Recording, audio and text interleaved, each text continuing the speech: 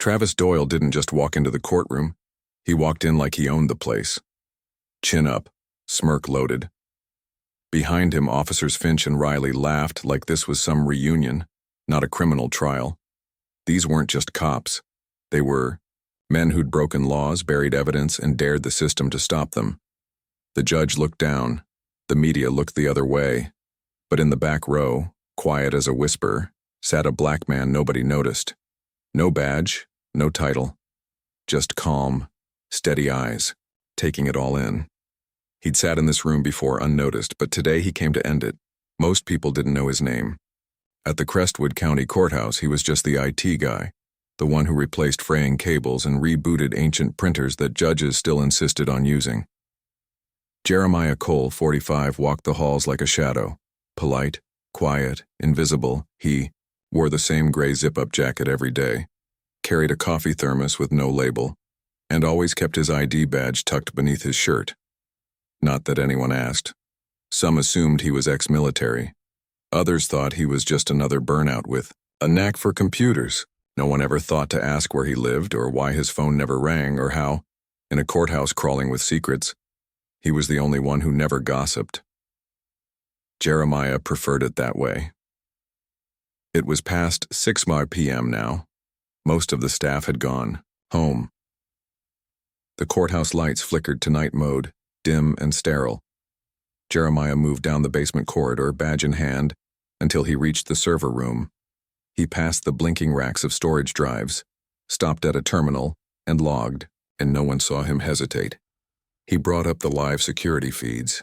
One camera labeled Interview Room B caught his attention. Inside, Officer Troy Finch stood over a young man seated, handcuffed behind his back. The kid was shaking. Finch wasn't saying much, but his eyes, cold and deliberate, said enough. Jeremiah leaned in. The audio was faint but clear. You say one word in court, I'll make sure your brother's record gets reopened. Remember that little drug charge from 5 years ago? One phone call and he's back inside. You understand me? The young man nodded. Not out of agreement, but fear. Jeremiah didn't blink. He didn't gasp. He didn't even reach for his phone. Instead, he isolated the feed, ran a silent screen capture, and saved the file under a nondescript name. CTB Inquiry. He encrypted it twice. Then, without a word, he closed the window and stood up. He didn't print a report. He didn't flag it. He didn't even breathe differently. To anyone else, it would have looked like just another tech support routine. But deep in that cold basement, beneath layers of dust and silence, something shifted. Because Jeremiah Cole wasn't just an IT technician.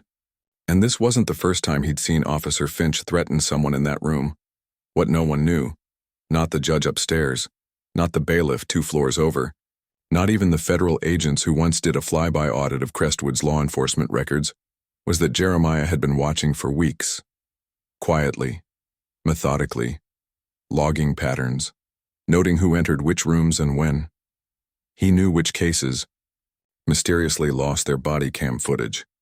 He knew which officers had sudden spikes in overtime. He knew the janitor who emptied the bins on Wednesdays was paid in cash by someone in traffic enforcement. But tonight was different. Because tonight, Finch had slipped. The threat wasn't just bullying. It was leverage. Strategic. Targeted. Which meant the trial tomorrow, the one the entire town was whispering about, wasn't just stacked. It was controlled. Jeremiah leaned back in the chair, eyes on the dark screen. Then finally he spoke. Not to the room, but to himself under his breath. Sloppy. A few keystrokes later, the screen went black. He zipped his jacket, picked up his thermos, and walked out of the server room like nothing happened. But deep in his pocket was a drive. Slim, matte black, no label. Inside it, a recording, the first of many. And soon, very soon, the men who thought they were untouchable would realize someone had been watching all along, someone they never saw coming. There was a time Crestwood felt like one of those towns on a postcard. Tree-lined streets, hardware, stores with handwritten signs. Neighbors who left their doors unlocked. That was a long time ago. Now something darker sat beneath the sidewalks and courthouse steps. A silence that didn't come from peace but from fear. People still smiled on the sidewalks, still waved from porches, but their eyes darted before they spoke. Conversations stopped when patrol cars passed. Children knew not to ask why Mr. Alvarez's garage had been burned down last winter. They just knew not to go near it anymore. At the center of that quiet dread was one name, Travis Doyle. Sheriff Doyle didn't raise his voice often. He didn't need to. A glance from him said more than a courtroom verdict. He ran Crestwood's police department like a family business, one where loyalty was rewarded and disobedience disappeared. His right hand was Troy Finch, the enforcer. Built like a linebacker, he moved through the courthouse like he owned it. People avoided his gaze. They had learned that once he marked someone, things started to go wrong. But Doyle and Finch weren't the ones who scared insiders the most. That title belonged to Mark Riley, the man no one saw unless something needed fixing. He wasn't officially on payroll, no badge, no title, just a man in a crisp suit who appeared after an inconvenient witness changed their story, or after a small business, newly subpoenaed, suddenly caught fire. He was the whisper behind every closed-door meeting, the silence after every headline that never made it to print. A local journalist, Nina Castillo, had tried to expose it 2 years ago. She started looking into discrepancies between arrest records and court filings.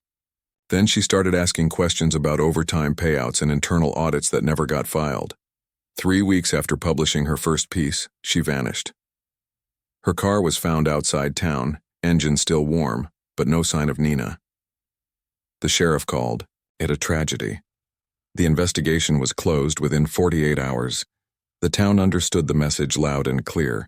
Even now, her office above the florist shop remains locked, untouched, a silent monument to what happens when you go looking for truth in a place that no longer wants it found. Crestwood had become a machine, finely tuned, deeply corrupt. The courthouse, the legal aid office, even the editor at the local paper, all either on the take or too afraid to resist. And those who weren't? Well, they either left or didn't last long. A bakery owner named Hal Whitmore had once refused to pay for protection. He thought it was a joke. 3 days later, his storefront was in ashes. The fire department said it was electrical. But people remembered how 2 patrol cars parked outside his shop the night before, idling for hours, just watching. Now nobody said no. The courts followed the same rhythm. Judges who once handed down firm sentences started softening verdicts, especially when it came to officers involved in misconduct cases. Prosecutors began losing key files, witnesses forgot details, and public defenders, most of them had stopped asking questions altogether. The system wasn't broken in Crestwood. It was working exactly as designed, just not for the people, and those who benefited from it. They celebrated it. Every time a dirty cop walked free, they smirked like it was sport.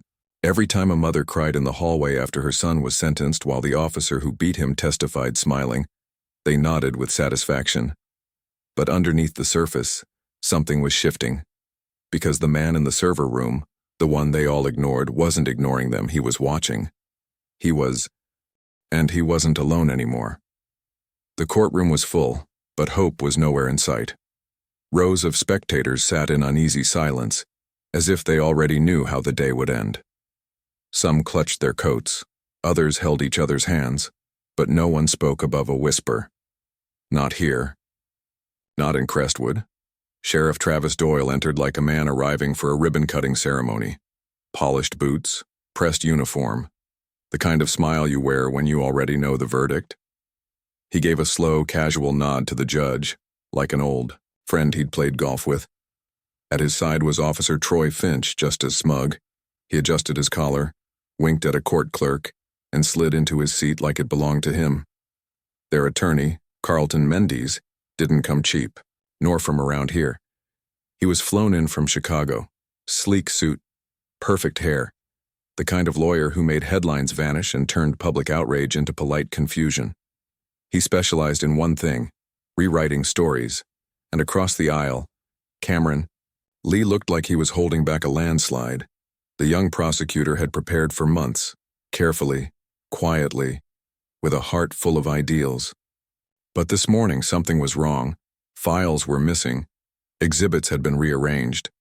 One key witness statement, the one he had personally verified, was gone, replaced with a half-blank version marked incomplete. He shuffled the pages, desperate to piece together the narrative again, but it was already slipping through his hands. Carlton Mendes leaned over to Doyle and whispered something. They both chuckled, low and slow. Cameron heard it. So did the jury. The judge, Ellen Pickering, called the room to order. Her expression was flat, professional, but her eyes flicked toward Doyle for just a second too long. And in that second, Cameron felt it. This trial wasn't a trial. It was a performance. Outside, the media had already written the story. Decorated officers defend their reputation. Unstable prosecutor faces uphill battle. Local headlines called the accusations politically charged. Talk radio hosts labeled the video evidence anti-police propaganda. In this courtroom, the truth wasn't being debated. It was being buried. In the back row, a woman with graying braids and tired eyes whispered to the woman beside her, not loudly, not bitterly, just a quiet sentence like a sigh. They're going to get away with it. Again. No one turned to look. Everyone had already heard the same thought in their own heads. Mendes stood for opening statements, his voice smooth, confident. Made for television. He called Doyle a public servant unfairly targeted in an era of mistrust. Finch, a loyal officer, ambushed by misinformation. The video, an edited clip taken out of context, meant to deceive. He smiled at the jury like a man offering dessert at the end of a fine meal. Then came Cameron's turn. He rose, visibly nervous, trying to steady his voice. He reminded them that justice was not about loyalty or reputation, but about the law. He tried to walk them through what they'd see, what the facts showed. But his tone cracked once. Just once. And it was enough. The jury looked bored. The judge glanced at the clock. Doyle leaned back in his chair, completely at ease. Near the back of the room, standing by the AV equipment, was Jeremiah Cole. No one looked twice at him. They never did.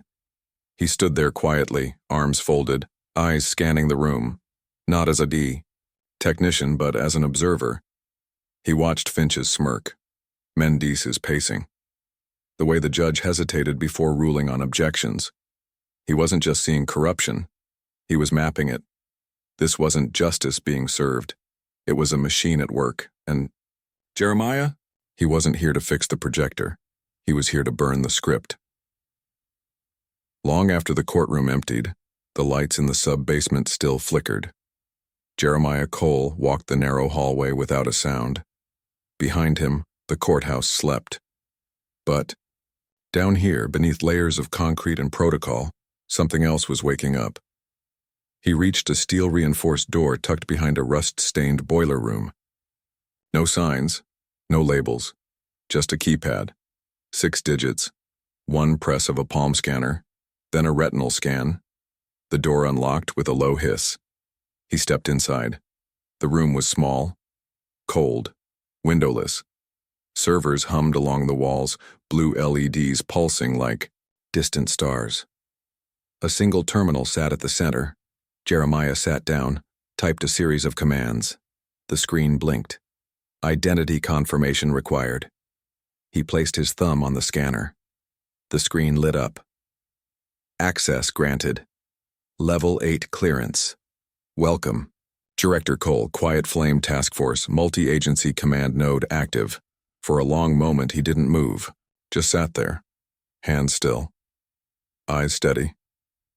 Then he clicked open the feed he'd saved from earlier, the footage of Officer Finch threatening a witness in the interrogation room. He watched it again, this time not as an IT tech, but as the man leading the most sensitive covert operation currently active on U.S. soil, Operation Quiet Flame.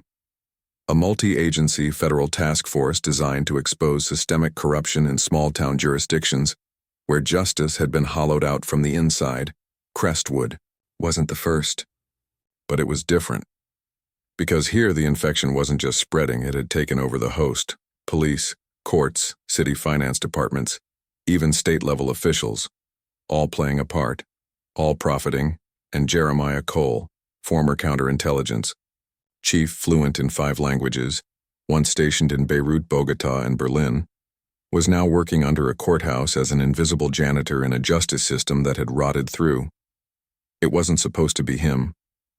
Directors don't go into the field. But 2 years ago, when Quiet Flame was just a theory, Jeremiah had signed the green light memo himself. He had reviewed hundreds of pages of evidence from whistleblowers and internal leaks, and yet it wasn't enough. By the time his agents got authorization, Crestwood had buried its paper trail and silenced key witnesses. The DOJ had backed off.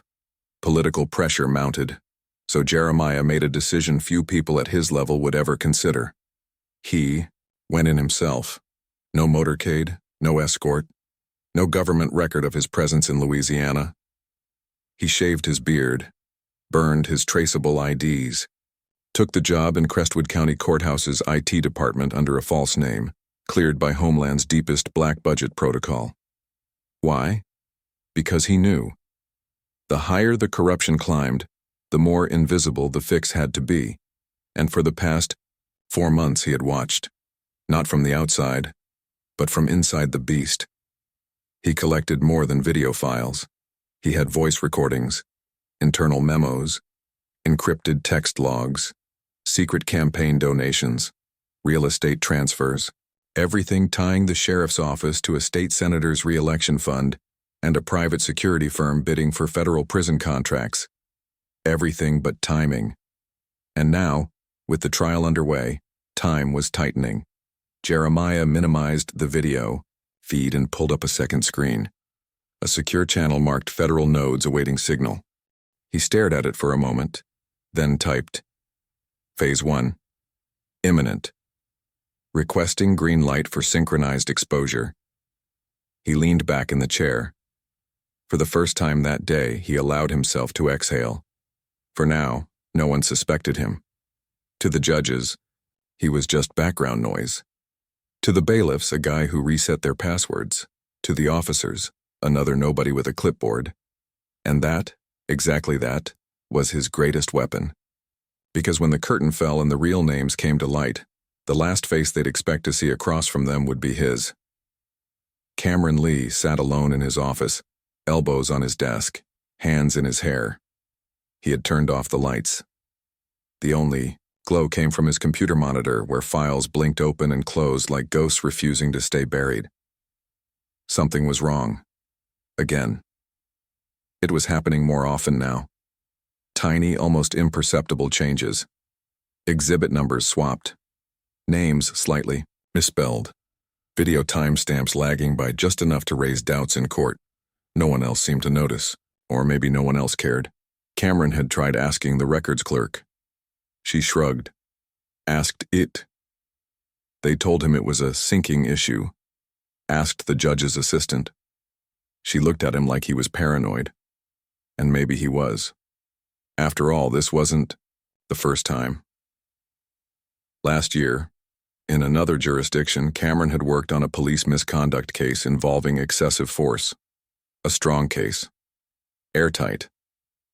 Until suddenly it wasn't. Witnesses recanted. His boss called him into a closed-door meeting. Drop the charges before it gets ugly. He didn't, and within a week he was reassigned. No warning. No explanation. Just gone. He never forgot that feeling. The betrayal. The silence. The weight of a truth no one wanted spoken aloud. Now here, in Crestwood, it was happening again. But this time something was different. He clicked open a scanned photocopy of a witness log, just a routine form. Except, tucked between 2 pages, barely visible, was a slip of paper, folded once.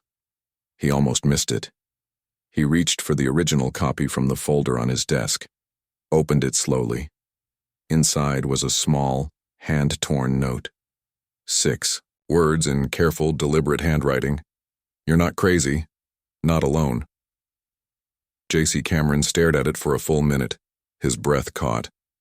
Not just because someone had left it there, but because someone had noticed, someone had watched. Someone was trying to tell him, "You're right to question this. And no, you're not losing your mind." He looked around his office. The door was shut, the windows covered. Who was J.C.? It wasn't a name he recognized, not among his colleagues, not in the law firm directories or the courthouse staff, and yet it felt real, intentional, measured, the kind of message someone leaves when they've been waiting for the right moment, the right person to hear it. Cameron's fingers hovered over his keyboard. Then he opened the courthouse internet access, logs, storage activity. He wasn't an IT expert, but he knew enough to track file access histories. Who logged in when and for how long. It was messy, of course. Official records often were. But within the tangle, he noticed something. Every time a file of his was tampered with, someone else had logged into the archive within the same hour. Always from the lower server room. Always under a generic tech ID no one could trace back to a name. He leaned back in his chair, heart pounding. This wasn't a random glitch. Someone was watching him. Not to stop him, but to see what he'd do. To see if he'd fold or fight. And slowly, Cameron began to understand. This wasn't just his trial anymore. It was a test. Someone in the shadows had taken a risk by reaching out. A dangerous one. And if they had, then maybe, just maybe, they were waiting for him to reach back. It was close to midnight when Jeremiah Cole left the courthouse through the rear maintenance exit, the one without cameras. The air was thick, the kind of southern humidity that clung to your skin like a warning. A single street lamp flickered at the edge of the parking lot. That's where he saw him. Leaning against a rusted-out pickup, cigarette burning low.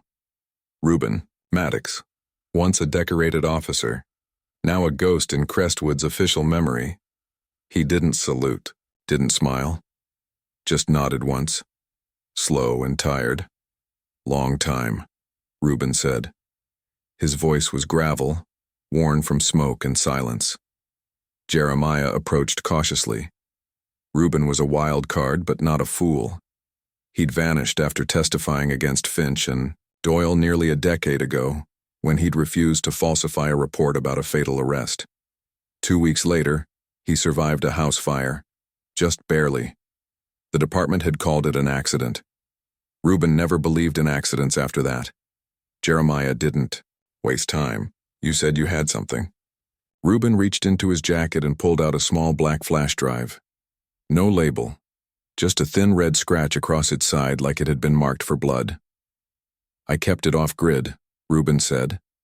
"Buried in a metal box behind my brother's old bait shop. Moved it 4 times since. What's on here is the real deal." Jeremiah took it with both hands. No words, just gravity.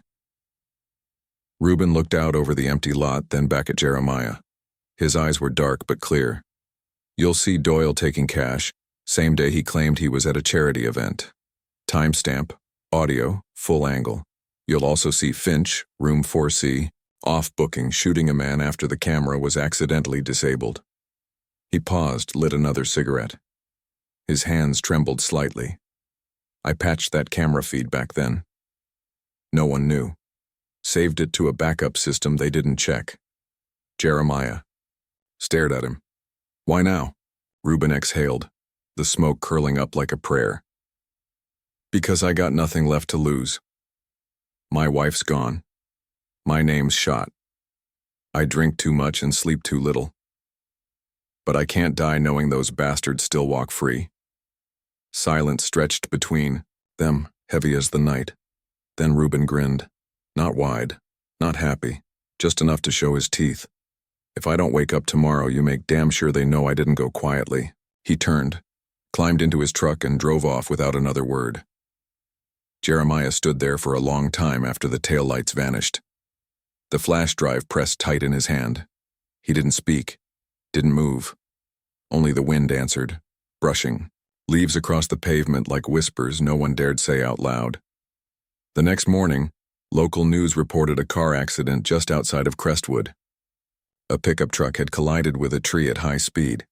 The driver, listed as unidentified, was in critical condition. But Jeremiah knew. He recognized the truck by the dent in the front fender, the same one he'd seen in the dark 12 hours earlier. He closed his laptop slowly. The flash drive was now duplicated, encrypted, split into 3 separate locations, one uploaded to a secure node, one stored offline, and one burned to physical disk. He hadn't even watched the full video yet. Didn't need to. The truth was no longer a theory.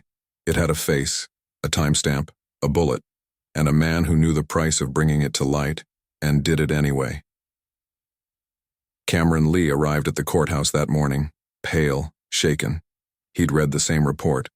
He didn't say Ruben's name, but he didn't have to. "I want in," Cameron said quietly, catching Jeremiah by the elevator. Jeremiah didn't reply. Not yet, just looked at him, not to assess his words but his resolve. Because from here on out, this wasn't about legal arguments or courtroom etiquette. This was war, and the first shot had already been fired. The courtroom buzzed like a hive. Reporters packed the gallery, their cameras trained on every twitch, every whisper, every sideways glance. Today was different. Today was the climax the public had been waiting for. Live feeds streamed the trial across the state. Morning anchors smiled into cameras and called it the case that could define public trust. On Twitter, hashtags like Town Doyle Trial and Cowris Justice for Crestwood were trending, but inside the courtroom the energy was wrong. Too calm, too rehearsed. At 9:01 a.m., defense attorney Carl Mendes stood with a neatly pressed suit and a USB drive pinched between 2 fingers, like he already knew what it would do. "Your Honor," he said smoothly, "the defense respectfully submits new evidence, recently discovered footage and a supplemental statement that materially alters the timeline of events." Judge Pickering raised an eyebrow. "This late?" "Given the nature of the information," Mendes said, "we believe it's critical to ensuring the jury receives a complete picture." Cameron Lee shot to his feet. "Objection! This violates disclosure deadlines. The prosecution hasn't been given time to authenticate." "Mr. Lee," the judge interrupted, "you'll have your chance to respond." Cameron sat down, jaw clenched, fingers gripping his notes so hard they trembled. The courtroom lights dimmed.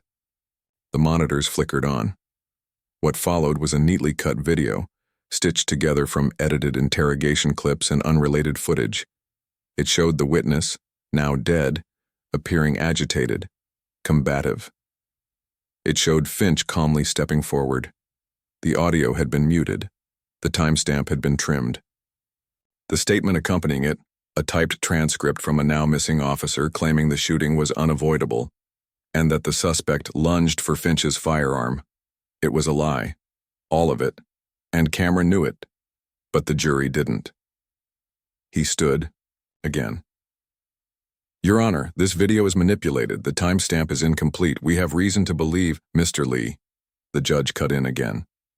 "Sit down." The words echoed like a gavel. Cameron looked around the room, desperate for an ally, but all he saw were passive faces, watching as if this were just good television. The reporters typed. The jurors shifted, and behind them, Twitter lit up. New video sheds doubt on prosecution's case. Did the state get it wrong? Another attack on good cops? This wasn't justice. This was PR warfare. And the tide was turning. At the rear of the courtroom, Jeremiah Cole adjusted the tablet in his hands. His badge was still hidden. His expression, unreadable. But behind his eyes, the calculation had already begun. He stood. "Your Honor," he said calmly, stepping forward, "may I request permission to present supplementary footage from the courthouse's internal archive? Previously marked as unrecoverable but recently restored." The room turned toward him. The judge squinted. "State your position." "I'm with the courthouse IT department," he replied evenly. I have verified authentication protocols and file restoration. Logs which I can submit for review. Cameron blinked, startled, not by Jeremiah's voice but by the weight behind it. For a moment the judge hesitated. Her eyes flicked to the gallery, packed with cameras, microphones, millions of eyes. Then she nodded. I'll allow it. One file, keep it brief. Jeremiah didn't nod, didn't smile. He just plugged in his drive. The screen went dark, then loaded. A new video appeared, time-stamped, full audio, full context, but he didn't press play. Not yet. The courtroom leaned forward, unaware that the very air around them was about to shift.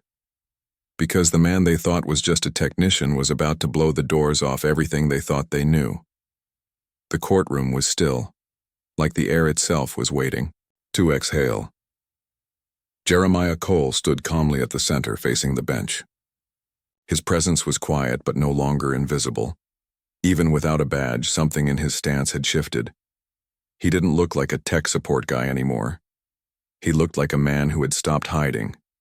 He reached into his jacket pocket, pulled out a matte black wallet and opened it with deliberate care. Inside gleamed in gold and navy blue, Central Intelligence Agency. Director Jeremiah A. Cole. Gasps rippled across the room. Judge Pickering froze mid-breath. Carlton Mendes took an unconscious step back. Doyle's jaw clenched.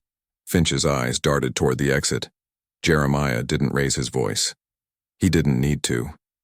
I'm here under authority granted by Presidential Directive 422C, he said, operating under Joint Task Force Quiet Flame, a multi-agency investigation into systemic corruption involving Crestwood County law enforcement, political officials, and third-party financial entities. His tone was surgical, calm, final. I am submitting into evidence 2 recordings. He plugged the flash drive into the court's master terminal. The screen flickered. The courtroom held its breath. Clip 1. It was raw, uncut. Time-stamped, 8:43 p.m. room 4C. The screen showed Officer Finch standing over a handcuffed man. Clear audio. No distortions. You say one word in court, I'll ruin your brother's record. I'll make sure he never sees the outside again. The courtroom was dead silent. Then, the shot. The camera caught everything. The flash, the blood. Finch holstering his weapon like nothing happened. No struggle, no provocation, just execution. Someone in the gallery let out a sharp gasp. One juror covered her mouth. Another looked visibly ill. Finch stood up in his chair, voice shaking. That's taken out of... Sit down, the judge said sharply. Jeremiah's hand didn't move. His eyes were already on the next tab. Clip 2. An audio file this time. Muffled at first, but then clear. Doyle's voice. Recognizable. Arrogant. You'll get your contract, Senator. Just make sure your people kill the indictment by Friday. My boys will take care of the rest. A second voice, confirmed via spectral analysis and voice match metadata, belonged to State Senator Howard Kessler, a known backer of law enforcement reform funding. On the tape, he replied, I'll bury it in committee, but you owe me votes in District 9. That was the sound of a price being set on justice, and it was playing live in front of millions. The gallery erupted, not in screams but stunned feral noise, murmurs, phones vibrating, reporters whispering furiously into mics. Headlines were already rewriting themselves in real time. CIA Director exposes Crestwood Police corruption. Explosive footage stuns trial live. Cops caught executing witness, Carlton Mendes, stumbled toward the bench. Your Honor, this is inadmissible. This is a federal... Judge Pickering stood, voice cutting through the chaos. This courtroom will come to order. Mr. Mendes, sit down. Doyle rose slowly from his seat, but he didn't speak. He didn't argue, because he knew it was over. Jeremiah turned toward the gallery. His voice dropped lower, not for drama, but for, wait, justice isn't a show. It's not a brand, it's not a weapon for the powerful. It's a promise. He looked directly at Doyle. And it's time that promise meant something again. In that moment, Beneath the fluorescent lights, the gaze of the press, and the silent fury of the public, power shifted. The man who once sat above, the law now sat beneath it, surrounded by eyes that finally saw him for what he was. And the man they never saw coming? He had just turned the whole system inside out. For a split second, everything was still. Then Sheriff Travis Doyle stood up, slowly at first, then violently. His chair crashed to the floor behind him, the clang sharp like a warning shot. "You think this means something?" he shouted, his voice cracking under the weight of unraveling control. "You think a badge from DC gives you the right to walk in, here and rewrite my town?" His face turned red. Spit flew from his lips. "I am the law here." Jeremiah didn't flinch. Neither did the two men entering the courtroom from the side door. They weren't bailiffs. They weren't local. They were CIA field agents in plain suits, badges already raised, expressions like concrete. "Sheriff Travis Doyle," one of them said firmly. "You are under federal arrest." Doyle spun toward the door, wild-eyed, like he might actually run, but found his path blocked. Agent number 2 moved like a blade. In less than 3 seconds, Doyle was face down on the polished wood floor, arms twisted behind him, metal cuffs locking tight around his wrists. "You're making a mistake," he screamed, voice shrill now. "This town needs me. You don't know who you're messing with." Across the aisle, Finch rose. Slow, deliberate. He didn't say a word. His hands went up in the air, but not in surrender. In calculation. His eyes searched the room for an exit. One foot slid back like he might bolt, but another agent stepped in from the side gallery, one hand already resting on his holstered weapon. "Don't," the agent said quietly. Finch froze. He too was cuffed. No resistance. No more swagger. Just the quiet realization that whatever game they thought they were playing, it had ended. And they had lost. In the gallery, people were on their feet. Not shouting, not clapping, but watching with eyes wide, breath held, phones were raised, cameras caught every second, reporters spoke in rush tones into live microphones. Sheriff Doyle now in federal custody. Images we never thought we'd see in